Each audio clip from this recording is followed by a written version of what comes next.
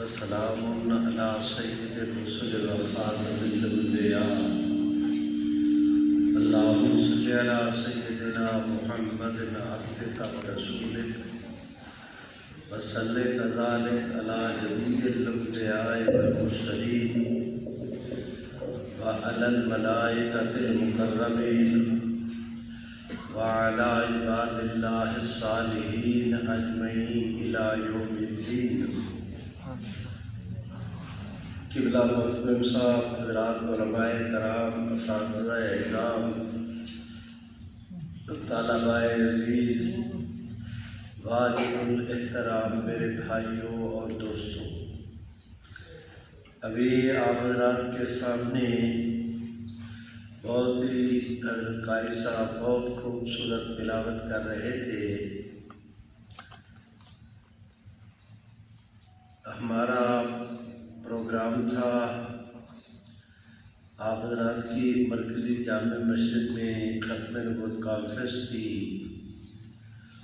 اس میں شرکت ہوئی، پھر کچھ اور پروگرام تھے۔ آج پشین کی طرف جانا تھا۔ اس دوران میں آپ کے محترم صاحب اور اساتذہ نے ہمارے مقامی رفقا اور جماعتی احباب سے ارشاد فرمایا تو یوں آپ دوستوں کے ساتھ مل بیٹھنے کی اللہ تعالیٰ نے ایک سبیل پیدا فرما دی۔ آج پورا دن وہ تبلیغی سفر کے باعث اس وقت میں اس پوزیشن میں تو نہیں کہ کسی مستقل عنوان پر آپ دوستوں کے سامنے اظہار خیال کروں، البتہ ایک واقعہ سنا دیتا ہوں۔ انشاءاللہ اگر آپ دوستوں نے توجہ کی تو وہ ایک تاریخی واقعہ بھی ہے، ایمان پرور بھی ہے، جہاد آفری بھی، اور اگر آپ دوستوں نے یاد رکھا تو انشاءاللہ زندگی میں وہ آپ کو کام بھی دے گا انشاءاللہ۔ میرے بھائیوں، 29 مئی 1974 کو نیشنل میڈیکل کالج کے طلباء پر قادیانیوں نے جناب نگر کے ریلوے اسٹیشن پر ان طلباء کی مار پٹائی کی۔ اس کے نتیجے میں تحریک چلی اور آپ حضرات کی دینی قیادت نے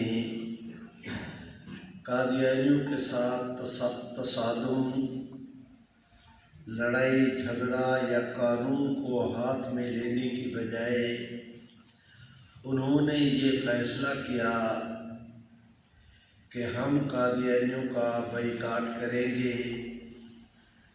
قادیانی ہمارے نبی علیہ السلام کے دشمن ہیں، ہم ان کے دکان پر نہیں جائیں گے، ان کو اپنی دکان پر نہیں آنے دیں گے۔ بعض لوگ UN کے چارٹر کو سامنے رکھ کر کہتے ہیں کہ یہ حقوق، اگر ان کے کچھ حق ہے تو ہمارا بھی حق ہے۔ اس آدمی کے پاس میں نہیں جاتا، یہ میرے پاس نہ آئے۔ کون سا دنیا کا قانون ہے جو مجھے مجبور کرے کہ تم اس کے پاس جاؤ یا اسے اپنے پاس آنے دو؟ جب آپ حضرات کی قیادت نے، اور میں آپ دوستوں سے عرض کرتا ہوں کہ تشدد کی کوئی تحریک کامیاب نہیں ہوتی، ہمیشہ پرامن جد و جہد ہی کسی نتیجے پر پہنچا کرتی ہے۔ میرے بھائیوں، میں آپ حضرات سے گزارش کرتا ہوں کہ ہمارے طلباء عزیز کو جب قادیانیوں نے مارا اور ہماری دینی قیادت نے فیصلہ کیا کہ ہم قادیانیوں کا بائیکاٹ کریں گے، اس وقت جناب ذوالفقار علی بھٹو صاحب وہ حکمراں تھے، انہیں بات سمجھ میں آ گئی، اس لیے کہ کراچی سے لے کر خیبر تک پورے ملک میں اشتہار چھاپنا، پینافلیکس، سٹیج، سپیکر، خطیب، اعلان کرنا، پبلک کو اکٹھا کرنا، کسی کو دعوت کرنی، کسی کو بلانا، کسی چیز کی ضرورت نہیں تھی۔ تحریک اس کا نام تھا کہ سارے ملک کی تمام مساجد میں تمام مکاتب فکر کے علماء کرام ادھر سلام پھیرا، خطیب صاحب، امام صاحب کھڑے ہوئے، انہوں نے کہا حضور آخری نبی ہے، قادیانی مسلمان نہیں، ان کو اپنے ہاں نہ آنے دو، خود ان کے پاس نہ جاؤ۔ 2 ختم نبوت کے نعرے لگائے، نماز پڑھی، فارغ ہو گئے۔ اب اگلی نماز میں، پھر اگلی نماز میں، پھر اگلی نماز میں، تو اس طرح کروڑوں اسلامیان وطن تک روز آواز بھی دینی طبقے کی پہنچ جاتی تھی۔ اس پر وقت اور پیسہ بھی ایک خرچ نہیں، نہ وقت 1 سیکنڈ خرچ ہوتا، نہ پیسے پر ایک ڈھیلا خرچ ہوتا۔ جناب بھٹو صاحب ذہین آدمی تھے، وہ سمجھ گئے کہ حضرات علماء کرام نے جو امن کا راستہ اختیار کیا ہے اور جس طرح انہوں نے اپنی تحریک کو جس منہج پر چلانا شروع کیا ہے، اگر یہ چاہیں تو 4 سال بھی تحریک چلتی رہے تو ان کی صحت پر کیا اثر ہے؟ اس لیے کہ کسی سے لڑائی نہیں، جھگڑا نہیں، جلسہ نہیں، جلوس نہیں، کوئی پروگرام نہیں، بس کہ نہیں جاتے بس۔ تو جناب بھٹو صاحب سمجھ گئے کہ یہ تحریک اس طرح چلتی رہی تو ہم اور کام کوئی نہیں کر پائیں گے، اسی میں پھنس جائیں گے۔ چنانچہ انہوں نے اعلان کیا کہ ہم قادیانی مسئلے کو قومی اسمبلی کے سپرد کریں گے۔ اس پر قومی اسمبلی بحث کرنے کے بعد جو فیصلہ کرے گی وہ حکومت بھی قبول کرے، پبلک بھی قبول کرے، قادیانی بھی قبول کرے، ایک جائز بات تھی۔ جب جناب بھٹو صاحب اور گورنمنٹ کا یہ اعلان چھپا، اگلے دن اس وقت جو قادیانی جماعت کا چیف گرو اور ان کا لاٹ پادری تھا مرزا ناصر، اس نے 3 اپلیکیشن لکھی۔ عنوان تو ایک تھا، درخواست ایک تھی، لیکن 3 آدمیوں کے نام اس کو خطاب کیا۔ ایک پاکستان کی قومی اسمبلی کے جو سیکرٹری جنرل تھے ان کو، ایک وفاقی وزیر قانون اور ایک پرائم منسٹر جناب بھٹو صاحب کو۔ بھٹو صاحب کو درخواست جو لکھی اگلے دن انہیں ملی، انہوں نے پڑھی۔ اس میں قادیانیوں نے لکھا تھا کہ اگر قادیانی عقائد پر آپ کوئی برخوردار کیا کر رہے ہو، انہوں نے اس درخواست میں لکھا تھا کہ اگر آپ نے قادیانی عقائد پر قومی اسمبلی میں بحث کرنا ہے، ہمارے قادیانیوں نے کہا کہ ہمارے عقائد پر بحث کرنا ہے تو پھر ہمیں بھی قومی اسمبلی میں بلا کر ہمارا موقف سنا جائے۔ اگر آپ ہمارا موقف سنے بغیر کوئی فیصلہ کریں گے تو وہ یک طرفہ فیصلہ ہوگا۔ جناب بھٹو صاحب کے لیے مشکل کھڑی ہو گئی کہ پتہ نہیں علماء مانتے ہیں یا نہیں مانتے۔ اگلے دن انہوں نے مفکر اسلام حضرت مولانا مفتی محمود، حضرت مولانا شاہ احمد نورانی، جناب پروفیسر غفور احمد، ان 3 حضرات کو بلایا۔ قادیانیوں کی اپلیکیشن حضرت مفتی صاحب کو دی کہ آپ پڑھے، انہوں نے پڑھی، پڑھ کر مسکرائے اور وہ پھر بھٹو صاحب کو واپس کر دی۔ بھٹو صاحب نے پوچھا کہ مفتی صاحب آپ کی کیا رائے ہے؟ مفتی صاحب نے کہا بھٹو صاحب ہم تو قادیانیوں کو گلی کوچوں میں، شہروں بازاروں میں تلاش کر رہے تھے، یہ تو آپ کی ٹیبل کی دراز سے مل گئے ہیں۔ 1 منٹ ضائع کیے بغیر سرکاری سطح پر قادیانیوں کو آپ باخبر کریں، انہیں دعوت دیں کہ وہ قومی اسمبلی میں آئیں۔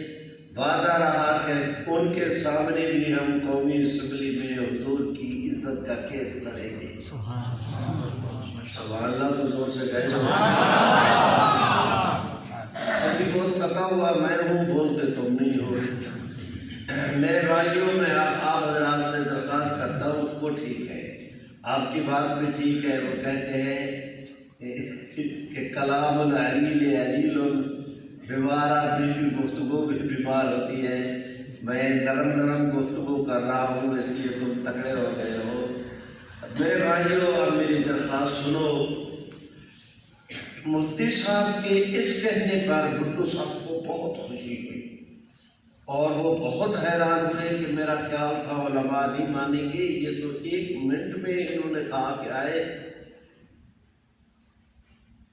اب مسئلہ پیدا ہوا کہ قادیانیوں کو قومی اسمبلی میں آنے کی دعوت دیں، وہ قومی اسمبلی کے ممبر نہیں، جو آدمی قومی اسمبلی کا ممبر نہیں وہ قومی اسمبلی میں خطاب کیسے کرے گا؟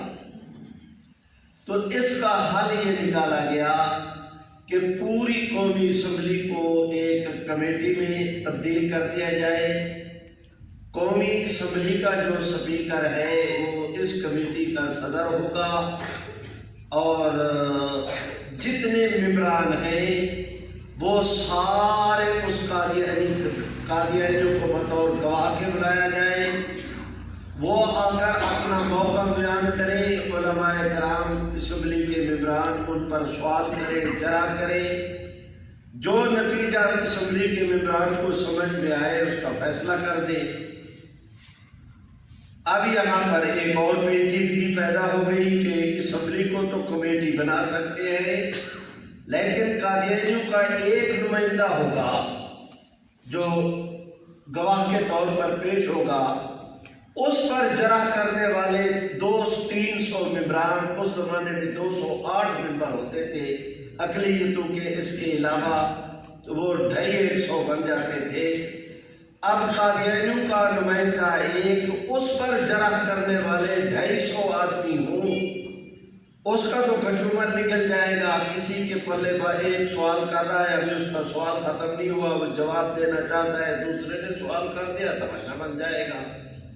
تو اس کا حل یہ نکالا گیا کہ سارے قومی اسمبلی کے ممبران جرح قادیانیوں کا بیان سننے کے بعد جو سوال کرنا چاہیں روز یہ لکھ کر جمع کرائیں، کمیٹی کے یہ ارکان بیٹھ کر ان کو دیکھیں، ان میں سے جو سوال منتخب کریں وہ اٹارنی جنرل کو پہنچا دیں، اٹارنی جنرل ایک آدمی اس سے جرح کرے۔ اب اس کی مرضی پر ہے، 5 سوال آئے ہیں، پہلے کون سا کرنا ہے، یہ 2 کرنے ہیں، یہ نہیں کرنے۔ اب آخری سوادید اس کی ہوگی، بحث شروع ہوگی۔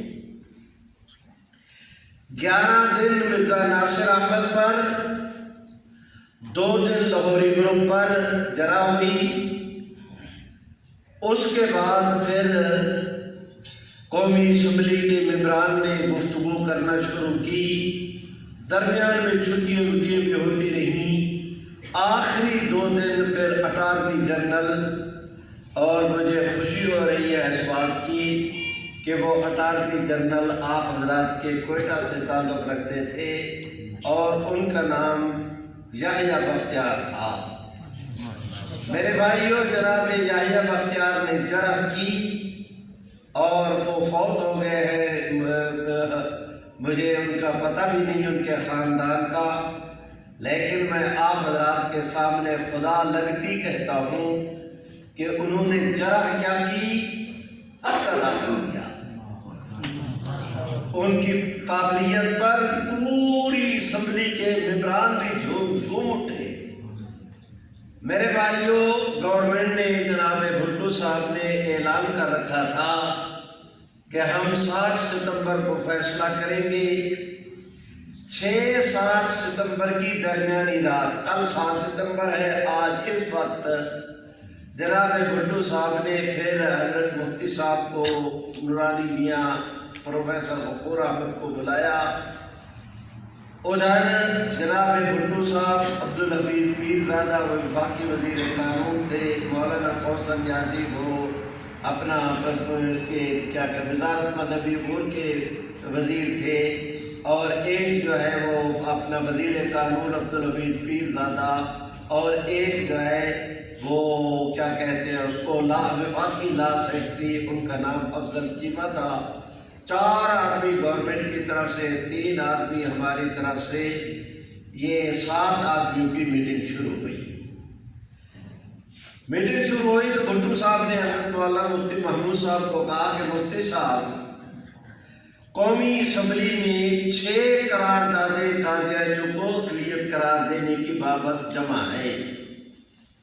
ایک مسئلے پر 6 قراردادیں تو منظور نہیں ہو سکتی، قرارداد تو ایک منظور ہوگی، اور اگر ان 6 میں سے ایک قرارداد منظور کریں، باقی 5 مسترد کریں، تو جن کی قراردادیں مسترد ہوں گی وہ اسمبلی کے ممبران اس پر اپنا احتجاج کرائیں گے، ہو سکتا ہے وہ بائیکاٹ بھی کرے، اور اگر ان کو بولنے کا موقع دیا گیا تو وہ اس کے اوپر اظہار خیال کرے۔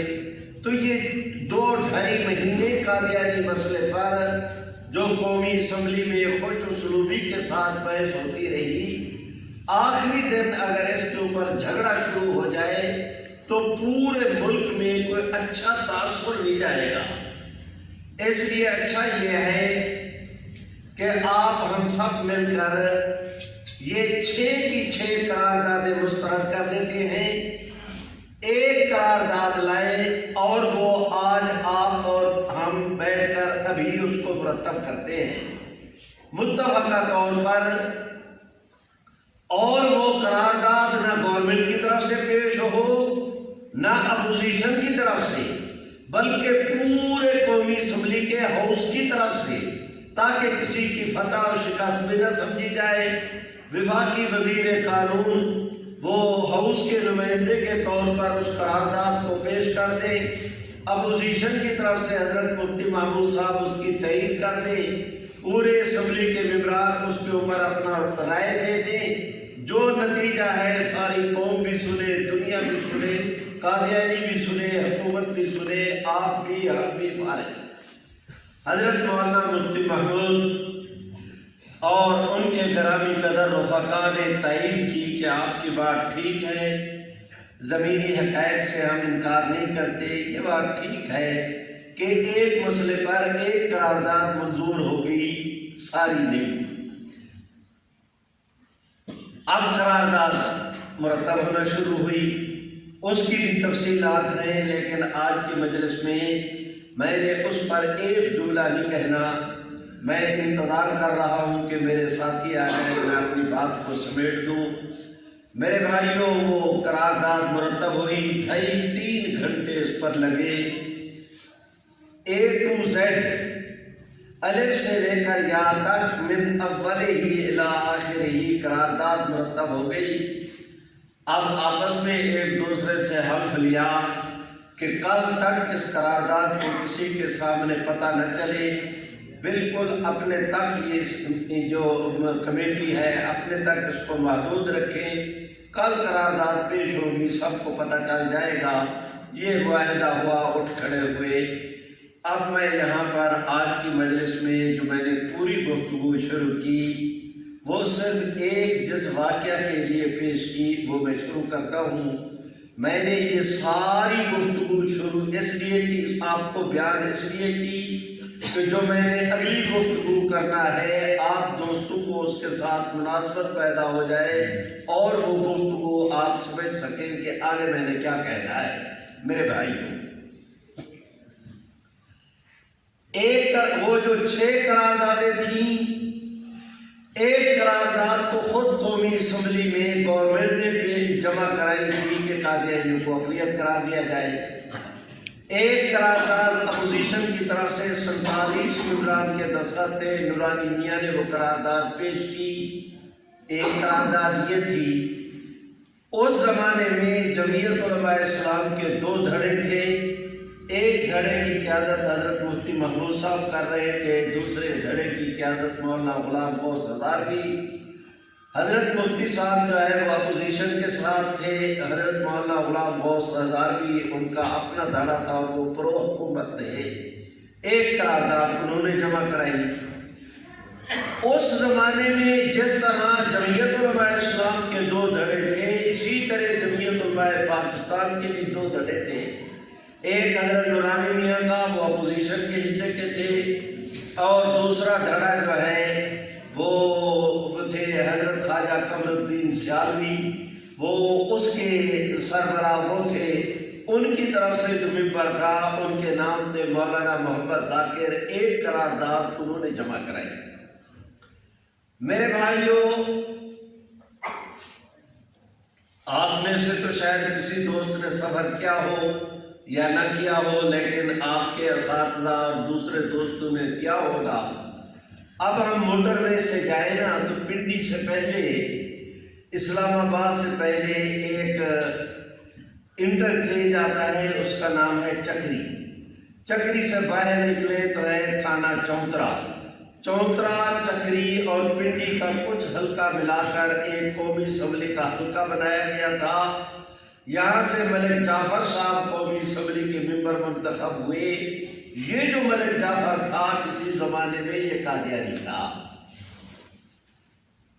اب میں نے گفتگو شروع کرتا ہوں اور 2-4 منٹ زیادہ نہیں وقت لیتا۔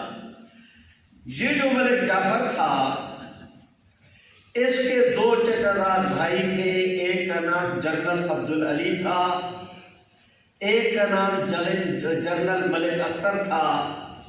دونوں حاضر سروس فوجی جرنیل تھے اور دونوں ملعون قسم کے قادیانی تھے۔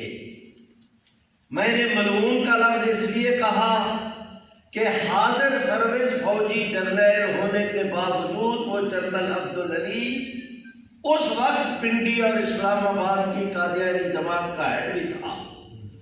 اگر وہ سرکاری افسر ہوتے ہوئے قادیانی کی سپورٹ سے باز نہیں آ سکتا تو آج اس کا تذکرہ کرتے ہوئے رگڑا لگانے کا مجھے بھی حق حاصل ہے۔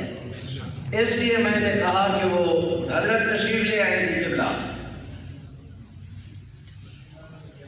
قاری صاحب آ جائیں حضور۔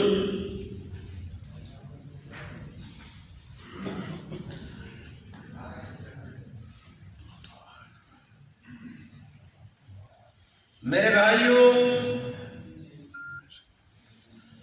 میں درخواست کرتا ہوں آپ حضرات سے، ملک جعفر کی بہن جنرل عبدالعلی کے گھر میں تھی، عبدالعلی کی بہن جنرل اس کے ملک جعفر کے گھر میں، ایک دوسرے کے چچا زاد بھائی بھی تھے، ایک دوسرے کے سالے بھی تھے اور ایک دوسرے کے بہنوئی بھی۔ تینوں قادیان میں پڑھے، تینوں سکہ بند قادیانی، ملعون قسم کے جنونی فنیٹک۔ جب پڑھ کر آئے انگریز کے زمانے میں جنرل عبدالعلی اور ملک اختر نے تو یہ فوج میں ملازمت کر لی، ملک جعفر نے پرائیویٹ طور پر سروس کی، پھر کاروبار شروع کیا۔ جب وہ مسلمانوں سے ملنا جلنا شروع ہوا، کسی اللہ والے کی مجلس میں بیٹھا، کسی کی نظر پڑ گئی، اس نے قادیانیت پہ لعنت بھیجی، اسلام قبول کر لیا۔ آہستہ کہتے ہو، زور سے کہو، اور بلند آواز سے۔ قادیانی جب اس نے اسلام کیا قبول کیا، قادیانی جماعت کے گھر میں تو لرزہ طاری ہو گیا، بوٹی بوٹی ان کی کانپنے لگی، مارے غصے کے کسے جرأت کیسے ہوئی اسلام قبول کرنے کی۔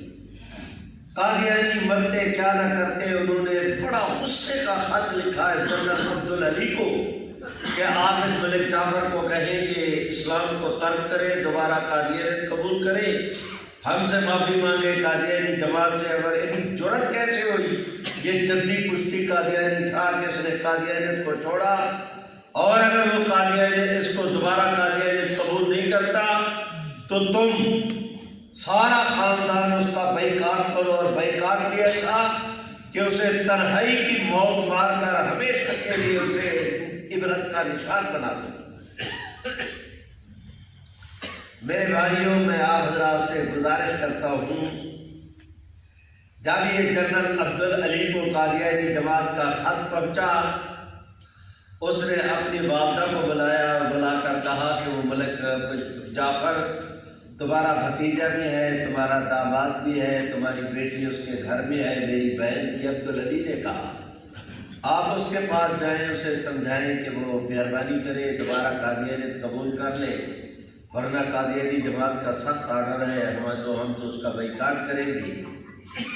یہ خاتون اس کے گھر میں گئی، جنرل عبدالعلی کی والدہ اس کے گھر میں گئی، اللہ کی شان ملک جعفر گھر پر تھا، یہ گئی اور اس نے بتانا شروع کیا کہ تمہارے دادا قادیانی، تمہارا باپ قادیانی، تمہارا نانا قادیانی، تمہارا فلاں قادیانی، تمہارا بہنوئی قادیانی، تم قادیانی، تمہاری بہن اس کے ہاں، وہ تمہارے ہاں، تمہاری اولاد ان کے بھانجے، ان کی اولاد تمہارے بھانجے، تمہیں کیا ہوا کہ تم نے قادیانیت کو چھوڑ دیا، دوبارہ قادیانیت قبول کرو۔ اس نے کہا ماں جب تک میری آنکھیں بند تھیں میں مکھی پر مکھی نگلتا رہا، اب اللہ نے میری آنکھیں کھول دی ہیں، میں کھلی آنکھوں کے ساتھ اب مکھی دوبارہ نگل نہیں سکتا۔ میرے بھائیوں میں آپ حضرات سے گزارش کرتا ہوں، اس خاتون نے کہا کہ نہیں تمہیں ایسے کرنا ہوگا، قادیانیت دوبارہ قبول کرو، اور اگر تم قبول نہیں کرتے تو ہم آپ کا بائیکاٹ کریں گے۔ جب اس نے کہا نا بائیکاٹ کریں گے، بس اس کی رگیں حمیت پھڑکی، اس نے کہا ماں آپ یا میرا خاندان یا قادیانی کیا ہوتے ہیں، میں ساری کائنات کو چھوڑ سکتا ہوں، محمد یسوع کو نہیں چھوڑ سکتا۔ میرے بھائیوں اس خاتون نے بڑا تعجب ہوا، اس نے تعجب کے ساتھ اپنی بیٹی کی طرف دیکھا تو بیٹی نے کہا ماں میری میاں کے ساتھ اچھی ایڈجسٹمنٹ ہے، ہمارا خاندان آباد ہے، ہماری جائیداد ہے، ہماری جوان اولاد ہے، تو میں تو ان کو نہیں چھوڑ سکتی۔ اس نے کہا نہیں بیٹا یہ غیر احمدی ہو گیا ہے، تم احمدی ہو، احمدیوں کا غیر احمدیوں سے نکاح نہیں ہو سکتا، مقصد یہ کہ تمہیں یہ یا دوبارہ قادیانیت قبول کرے ورنہ تم اس کے نکاح میں نہیں۔ جب اس نے یہ کہا نا کہ تم احمدی ہو یہ غیر احمدی ہے اس لیے نکاح نہیں ہو سکتا، اس نے کہا یہ تو بہت آسان بات ہے، جو مذہب میرے میاں کا میرا بھی وہی، میں نے بھی قادیانیت کو چھوڑا۔ یکنا شد دو شد، وہ تو گئی تھی خیر سے نمازیں معاف کرانے، یہ روزے بھی رکھنے پڑ گئے تھے، اس نے بڑی حیرت کے ساتھ اپنے ان نواسوں اور نواسیوں کی طرف دیکھا، بڑے تعجب کے ساتھ کہ چلو یہ میرے ساتھ چل پڑے، تو آگے سے انہوں نے کہہ دیا ماں جو مذہب ہمارے ماں باپ کا ہمارا بھی وہی، ہم نے بھی ملون قادیاں اور اس کے ماننے والوں کو چھوڑا۔ نعرہ تکبیر! اب یہ عورت خاتون مرتی کیا نہ کرتی، خیر سے وہاں سے اٹھی واپس آئی، ہانپتی کانپتی، لرزاں ترساں بارے غصے کے، اس کا برا حال۔ آگے وہ جو تھا نا ملک جیلانی، ملک جعفر، جنرل عبدالعلی، اس جنرل عبدالعلی نے آگے بڑھ کر والدہ کا استقبال کیا اور سوچے کہ اس کا چہرہ بتاتا ہے کہ اس نے بات مانی نہیں، اگر مانی ہوتی تو یہ خوش ہوتی، خوش نہیں یہ تو ناراض ہے، اور اگر بات اس نے نہیں مانی تو یہ میری بہن کو میرے بھانجوں کو ساتھ لے کر آتی، وہ بھی ساتھ نہیں آئے تو ہوا کیا؟ اس نے آگے بڑھ کر بڑے تعجب سے پوچھا ماں کیا ہوا؟ اس نے کہا بیٹا ہونا کیا ہے، تم تو ایک اپنے بہنوئی کو روتے تھے، تمہاری بہن بھی گئی، بھانجے بھی گئے اور وہ مسلمان ہیں، وہ قادیانی نہیں ہوتے۔